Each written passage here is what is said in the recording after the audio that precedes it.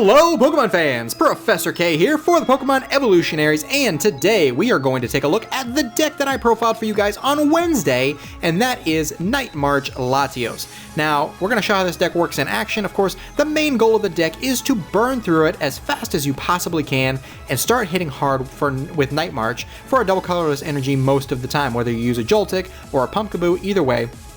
With Dimension Valley, you can use it that way as well. But sometimes, just sometimes, the game doesn't quite work out that way. Sometimes it works out even better than that. And I took a few matches to show you guys exactly what I'm talking about. I've actually got 3 matches to show you guys here. And what I'm talking about is sometimes you're able to use Latios EX's Fast Raid attack on the first turn of the game and win before your opponent can play a single card besides putting down their active Pokemon. So, as you can see here, I'm kind of trying to search through the deck and make it happen because that Mudkip on the other side has 60 HP. I've got Hawlucha in the active, so I've got Free Retreat. I already have my Latios EX and my Psychic Energy set up and ready to go. So now it's just a matter of digging through the deck and trying to get myself into a Muscle Band. So here I'm going to play a Battle Compressor because even if I don't, I'm going to want to get all those Night Marchers in the discard pile that I possibly can. I'm starting off here with 2 Lampent. I'm trying to find another Lampent. Of course, it was at the very beginning of the deck. Go figure. I'm Sycamoring away that DCE, which may not seem like the smartest play, but I'm pretty certain I'm going to come into a Muscle Band at some point. I mean, really, when you think about it, the way you can burn through this deck so fast, it's not impossible to come up with one. So I'm still digging, play the Shaman down. I still don't have it yet. So I'm going to Ultra Ball away 2 more Night Marchers, take out another Shaman. At this point, I'm like, wait a minute, what's in my deck? I gotta look. So I pull out a Shaman EX, and I'm going to bench it and draw 3 more cards, and what do you know? There it is, the Muscle Band. I'm gonna Free Retreat into Latios EX and Fast Raid for 60 damage on that active Mudkip. That's pretty crazy. I mean, what can I say? It's so super powerful to be able to power through a deck like that so fast. And not to mention, you saw how easy it was to set up. All I had to do was just burn through some resources, get it set up. I still had plenty of cards in my deck if it didn't work out, and I would have been fine either way. So with that being said, let's go ahead and take a look at another matchup. All right, guys, moving on to game 2 here. This is another kind of funny way that this game worked out. As you can see, with Night March and Latios, if you have the capability of knocking out your opponent in the first turn, the game is just so much fun for the player actually playing Latios, but to be on the other side of the game, it's pretty rough. So as you can see here, on game 2, I'm opening up with a Shaman and a Latios EX. I'm gonna go ahead and obviously put the Latios down because I'm not gonna start my game with a Shaman. I don't even want that thing to see the bench until the beginning of my turn. I don't think I won the coin toss here. I can't remember offhand. I recorded this match a couple days ago, so it's hard to say either way. I did not, as a matter of fact. All he managed to do was attach a Dangerous Energy to his active Inkay that has 50 HP. So now I'm Acrobiking, and look at that. What do you know? There's a Psychic Energy. I'm going to play another Acrobike and pull out a Sycamore here, I believe. Or no, oh, that's right. I go for the Ultra Ball. I'm going to try to set up here real quick, so I'm going to discard the Lampent and the Fighting Energy. I'm going to go into a Night Marcher, get something on the bench ready to go, just in case I can't make the game end right here on this turn. So I'm going to go ahead and Battle Compressor and start getting rid of some stuff. I'm going to get rid of a Lampent, and I believe I got rid of another Night Marcher. I can't remember if it was Pumpkaboo or Lampent, or it might have even been Professor Sycamore at this point. I don't know. I was searching through the deck. It was a Pumpkaboo. That's what I thought it was. I'm going to go ahead and bench a Shaman here, and I did not get the Muscle Band. So I'm going to go ahead and Battle Compressor once again, get rid of some more Night Marchers, get rid of a Pumpkaboo, get rid of a Joltik, and I think I got rid of one more Pumpkaboo. Yes, I did.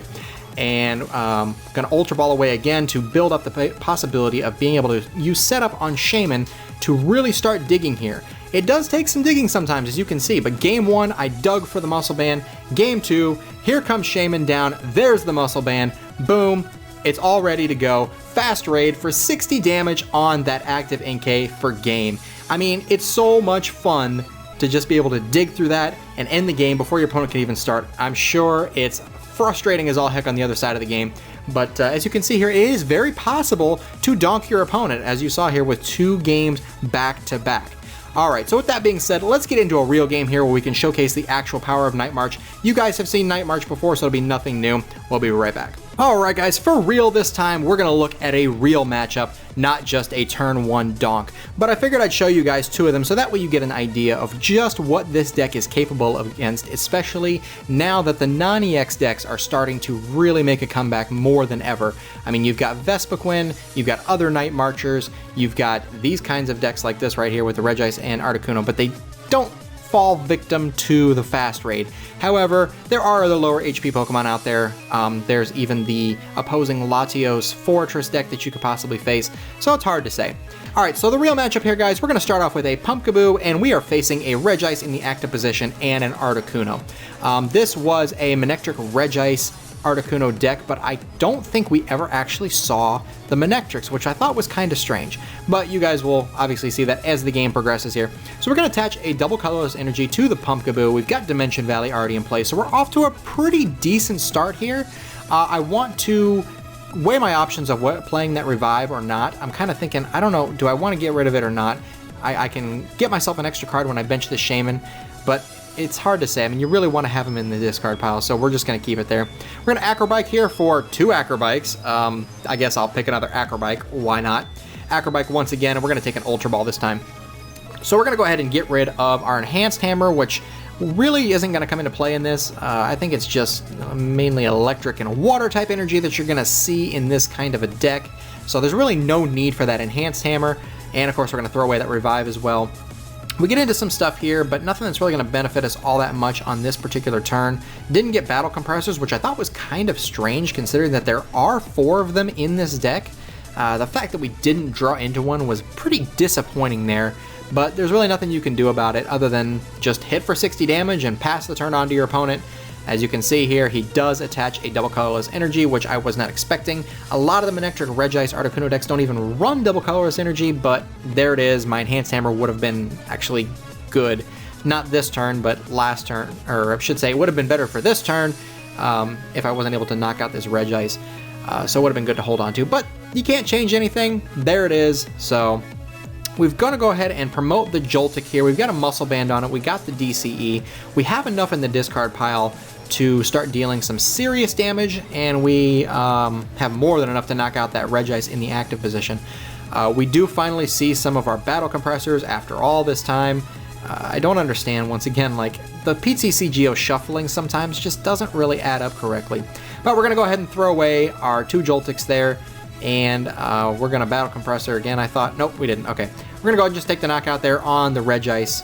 For some reason, I thought I played that second Battle Compressor, but I guess I didn't. Like I said, I recorded this match 3 days ago, so I'm still a little bit unsure of everything that was in there, but that's just one of the things that happens. So he's going to go ahead and promote his Articuno there, and play a Professor's Letter, start digging into some water energy. Really weird Pokemon on the bench there, a Beldum. I don't understand why that Beldum is there, but Articuno there with the first attack automatically sleeps. Puts sleep on our Pokemon, and I do not wake up from it, but it's perfectly fine because I have our Escape Rope, and I also have the Hawlucha, so this maneuver was pretty funny. I'm asleep, and the Articuno's in the active position. I get out of the active position, into Hawlucha, switch back into the Joltik that had the 2 energies attached to it, and then, what do? I Lysander up that Articuno with the 1 water energy on it, and just say, hey, why not? So we're going to go ahead and deal 180 damage to that Articuno, take all the energy off the board, and force him to start from scratch. And he will promote that Beldum, I do believe, this turn. You can see Joltik just hits for so much damage. Even though Mew is gone, Night March is still a contender. I feel like it's not quite as strong of a play as it was, say, 2 months ago before rotation. But I think it's definitely still a good contender. And this deck in particular is pretty powerful.